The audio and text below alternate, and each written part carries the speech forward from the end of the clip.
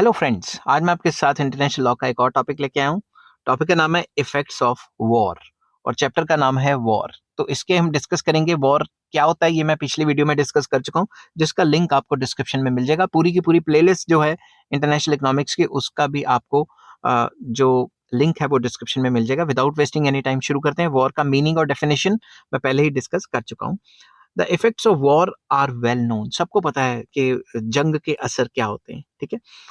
It affects the peace, law and order situation of the countries engaged in war. तो जो भी countries war में engage होती हैं वहां पे पीस, लॉ एंड ऑर्डर के मसले, प्रॉब्लम्स काफी ज्यादा हो जाती हैं। The study of its effects can be made under the following headings. Number one, normal effects. जब भी दो या दो से ज्यादा कंट्रीज में वॉर होती है तो उसके नॉर्मल इफेक्ट्स क्या होते हैं। The war affects deeply the citizens of the countries engage in war. सबसे ज्यादा बुरा असर किसके ऊपर पड़ता है। जो कंट्रीज हैं, जो स्टेट्स हैं, वो आपस में तो लड़ रही हैं, उनके लोगों के ऊपर बहुत बुरा असर पड़ता है। In the beginning it affects such citizens which reside in the territory of enemy country.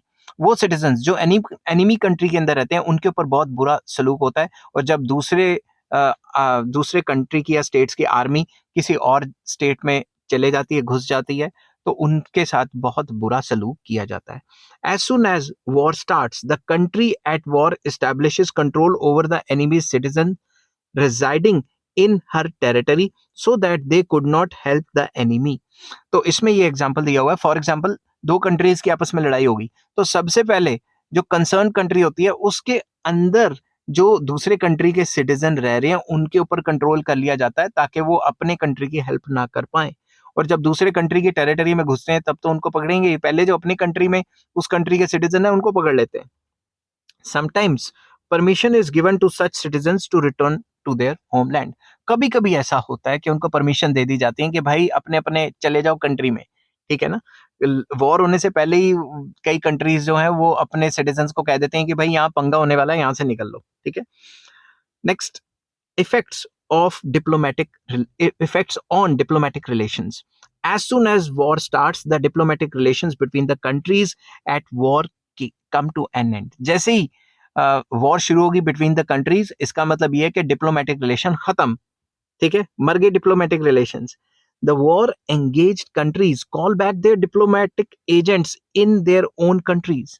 War शुरू होने से पहले ही वो बुला लेते हैं डिप्लोमेटिक एजेंट्स को, ठीक है ना। अगर डिप्लोमेटिक तरीके से अगर इस प्रॉब्लम को सॉल्व किया जाता, डिप्लोमेसी के थ्रू सॉल्व किया जाता, तो जंग थोड़ी ना होती।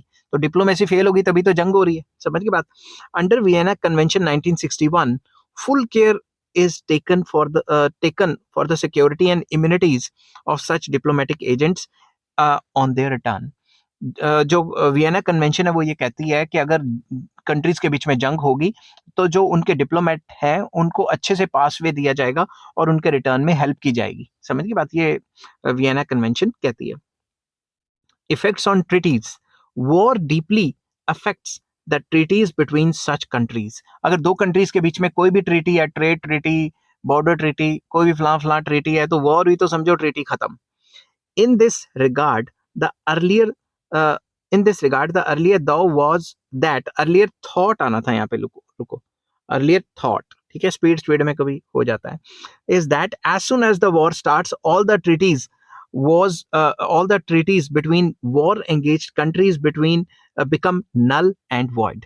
पुराने जमाने में ये थॉट माना जाता था, पुराने जमाने में ये चलता था कि अगर वॉर हुई तो भाई सारी की सारी ट्रीटीज तमाम। But now this concept has changed. Now it is accepted that at the time of war, all treaties do not become null or void. Some remains intact. पुराने जमाने में तो ये माना जाता था कि भाई अगर वॉर हुई तो भाई ट्रीटी खत्म। मगर जैसे जैसे लेटेस्ट स्टडीज आ रही हैं, लेटेस्ट ट्रेंड्स आ रहे हैं, तो सारे के सारे जो ट्रीटीज हैं वो खत्म नहीं होती। इसके बारे में क्या क्या कहा है डिफरेंट स्कॉलर्स ने। पहला, Stark has given the following ideas. At the time of war, some treaties become null and void. That is treaties of alliance. Alliance की जो ट्रीटीज है वो खत्म हो जाती है। अगर आपने किसी कंट्री के साथ अलायंस की हुई है, ट्रेड पार्टनर हो या कोई भी किसी भी फील्ड में अलायंस की हुई है, तो वो कहेगा अलायंस वॉर है तो खत्म कहानी, तो वो तो खत्म हो जाएगी। Some treaties remain as they are, that is boundary determining treaty. मान लो हमारा बॉर्डर है और दूसरे कंट्री का बॉर्डर है, तो जो बॉर्डर की जो ट्रीटी है वो खत्म नहीं होगी, समझ के बात, वो ऐसे की ऐसे ही रहेंगी।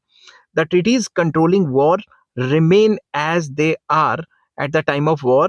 ये जो है हेग कन्वेंशन 1907 में था कि भाई जो कन्वेंशंस ऑफ वॉर हैं कि वॉर क्रिमिनल्स के साथ क्या क्या करना है और सिटीजन्स के साथ कैसे बिहेव करना है, और जो मतलब जो दूसरी जो आर्मी है, जो अपने दूसरों की आर्मी को जो पकड़ के बंधक बनाया हुआ है, उनके साथ कैसे ट्रीट करना है, ये ट्रीटीज तो चलेंगी ही चलेंगी। ट्रीटीज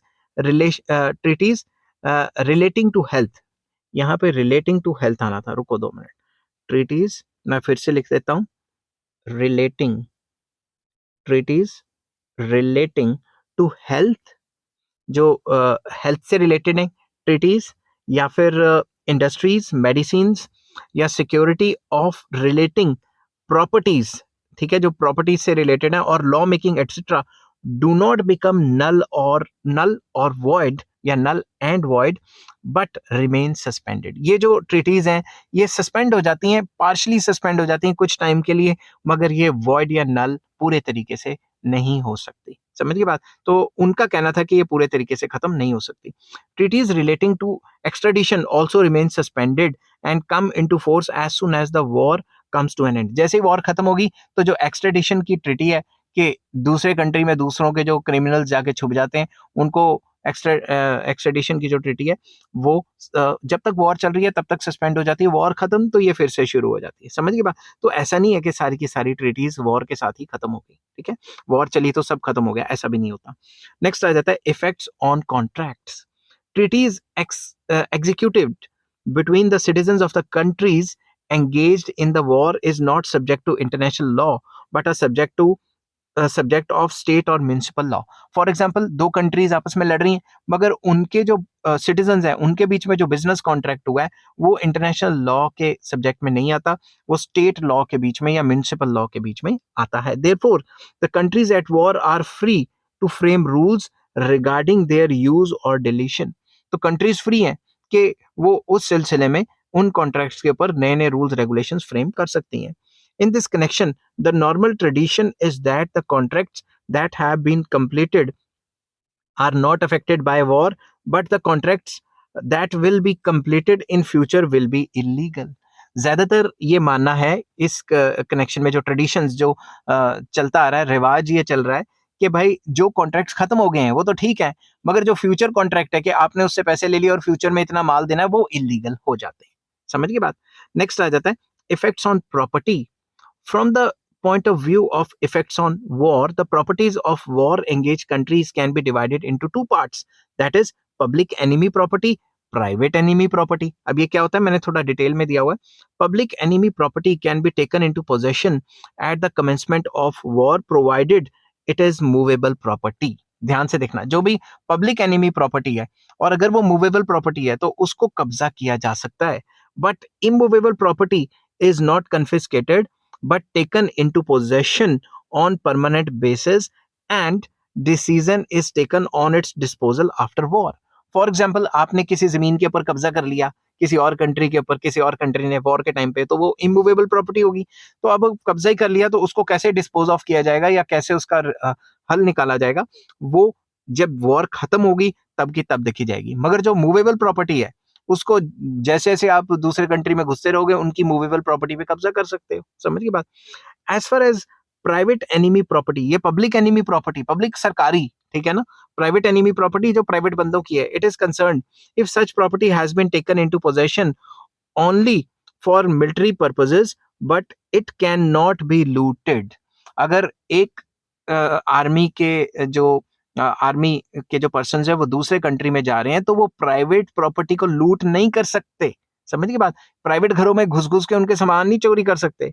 लूटिंग और to carry such properties against international law, अगर ऐसा करते हैं तो वो इंटरनेशनल लॉ के खिलाफ है। अब जैसे ये कहा गया था कि रशियन सोल्जर्स ने यूक्रेन में जाके लोगों की प्राइवेट प्रॉपर्टियों की ऐसी तैसी की लूट मचाई, ऐसे की वैसे की, तो अब मैं नहीं कह रहा कि नहीं कि ये इस मुद्दे पे नहीं मैं जा रहा, मैं ये कह रहा हूँ कि ऐसा करना गलत है और इंटरनेशनल लॉ के खिलाफ है। ठीक है, नेक्स्ट आ जाता है इफेक्ट्स ऑन कॉम्बिटेंट्स। कॉम्बिटेंट्स वो बंदे होते हैं जो डायरेक्टली वॉर में इन्वॉल्व हैं, सैनिक हो गए, ठीक है, एक टाइप के। When the war commences, the combatants can be captured, killed, wounded, or imprisoned because they directly participate in the war. जो लड़ाई कर रहे हैं, जो सैनिक हैं या फिर जो आर्मी के पर्सन्स हैं, उनको कैप्चर भी किया जा सकता है, वो मर भी सकते हैं, उनको वो जख्मी भी हो सकते हैं, वो इम्प्रिजन्ड भी हो सकते हैं, जो वॉर में डायरेक्टली इन्वॉल्व हैं। No combatant can be captured, उल्टा बोल गया मैं, non combatants can be captured but they can neither be wounded nor killed.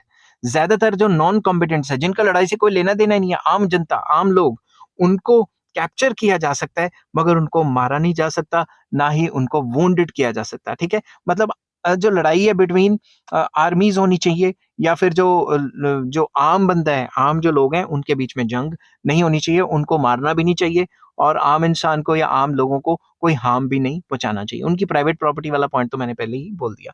I hope ये वीडियो आपको पसंद आई होगी। अगर पसंद आती है तो please like, share and subscribe, और ऐसी वीडियोस के लिए मुझे कमेंट्स करते रहें। Take care, bye bye.